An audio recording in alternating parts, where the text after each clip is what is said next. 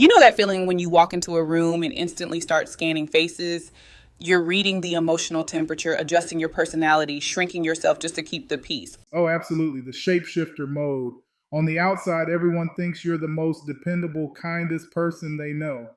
But on the inside, you're exhausted. Right. And not just physically tired, it's a soul deep exhaustion. I was reading through this material today and it hit me with the phrase I wasn't expecting. It didn't call this behavior kindness, it called it spiritual treason. That is a heavy term, treason.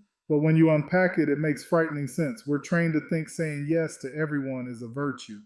But if you're saying yes with your mouth while your spirit is screaming no, aren't you technically lying? Exactly. It's a polite lie, but it's still a lie. The text used this example of a woman named Jasmine, the classic volunteer who fills every gap at church and work. She looks like a hero, but she's actually resentful and angry at God. Because she's disappeared. That's the real cost. When you become a mirror for everyone else's expectations, the person God actually created starts to starve. And think about the damage it does to relationships. If I only say yes because I'm terrified you won't like me, is that love? Or is that just compliance?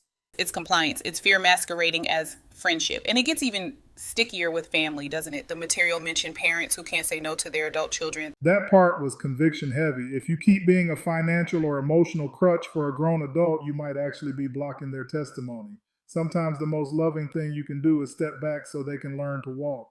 But we're so afraid of being called selfish. So how do we flip the script? Because the argument here is that no can actually be holy. It comes down to looking at how Jesus lived. He didn't heal everyone. He walked away from crowds to pray. He had boundaries. If the Son of God didn't say yes to every single demand, why do we think we have to? That's a powerful point. A holy no protects your yes to God.